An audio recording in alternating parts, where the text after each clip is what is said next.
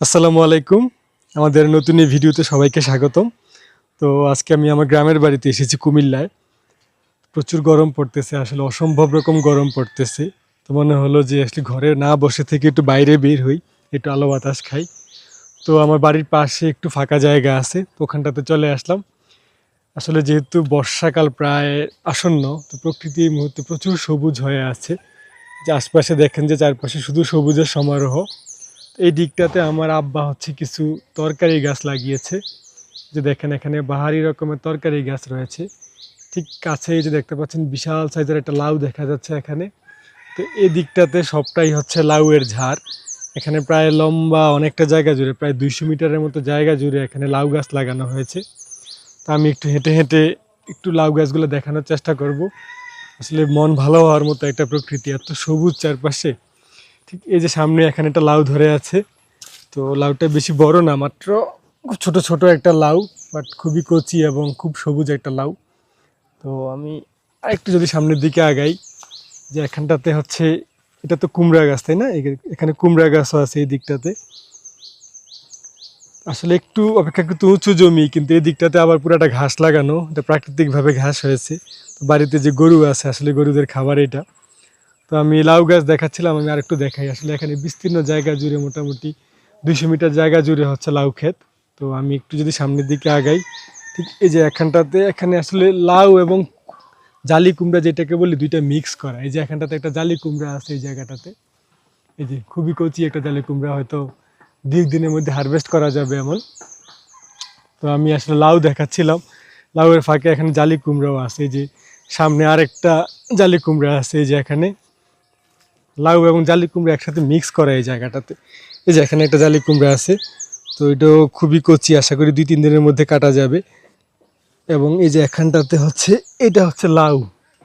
লাউটা ছোট, আসলে লাউ গাছগুলো অনেকদিন আগে লাগানো, যার ফলে লাউ এখন খুব একটা নাই। আর জালি কুমড়া গাছগুলো, যেগুলো আমরা চাল কুমড়া বলে থাকি, এই যে এখানে আরেকটা চাল কুমড়া আছে। এই যে এখানে একটা চাল কুমড়া, এবং এই দিকটাতে হচ্ছে লাউ গাছ আছে, এই যে কয়েকটা লাউ দেখা যাচ্ছে। তো একটা মজার ব্যাপার হচ্ছে, এখানে অনেক পুরানা কিছু লাউ আছে, যে লাউগুলা, এই যে এখানে হচ্ছে লাউ আছে, এই যে। তো এখানে অনেক বড় সাইজের কয়েকটা লাউ আছে, যেগুলো হচ্ছে আসলে লাউয়ের বিচির জন্য, মানে সামনের বছরের যে লাউগুলা লাগাবো এগুলোর জন্য আমার আব্বা হচ্ছে জিনিসগুলো রেখে দিয়েছে। এই যে এখানে অনেকগুলা বড় বড় লাউ আছে, এই যে বড় বড় লাউ দেখা যাচ্ছে। তো আসলে মাচাটা অনেক বড়, প্রায় 200 মিটারের মতো হচ্ছে দীর্ঘ একটা মাচা। তো পুরাটা জুড়ে এবং লাউ এবং চাল কুমড়া লাগানো হয়েছে। আমি যদি এখান থেকে একটু বের হই, আসলে জায়গাটা নিচে দেখে এখানে দাঁড়িয়ে কথা বলাটা খুব মুশকিল। তো আমি যদি একটু সামনের দিকে দেখাই, আপনারা দেখতে পাবেন এখানে অনেকগুলা কলা গাছও আছে, যেগুলো থেকে প্রচুর কলা পাওয়া যায়, যেগুলো হচ্ছে আসলে দেশি কলা যেগুলোকে বলে আর কি। তো এই পাশটাতে আবার ধান ক্ষেত রয়েছে। প্রকৃতি এত বেশি সবুজ, আসলে কী যে পরিমাণ ভালো লাগতেছে আসলে কল্পনা করা যাবে না। তো গরম থেকে আসলে এখানে অনেকটা মুক্তিও পাওয়া যাচ্ছে, প্লাস এই সবুজের মাঝে একটু থাকা যাচ্ছে। এবং এই দিকটাতে পেঁপে গাছ, তারপরে লেবু গাছ, কলা গাছ, নানান ধরনের হচ্ছে ফল গাছ রয়েছে এখানটাতে। তো আপনার যাদের হচ্ছে গ্রামের বাড়ি, আপনারা জানেন যে আসলে গ্রামের মাটি কী পরিমাণ উর্বর। কোনো একটা গাছ লাগাই দিলে আসলে এখানে ফল ধরতে বেশি সময় লাগে না, খুব মুহূর্তে বা 3-4 বছরের মধ্যে ফল পাওয়া যায়। তো আমার সবচেয়ে আসলে সব কিছু ছাপাই, আমার যেটা সবচেয়ে বেশি ভালো লাগতেছে সেটা হচ্ছে গ্রামের প্রকৃতি। এত পরিমাণ সবুজ প্রকৃতি গ্রামের, আসলে এটা না দেখলে কল্পনা করা যাবে না।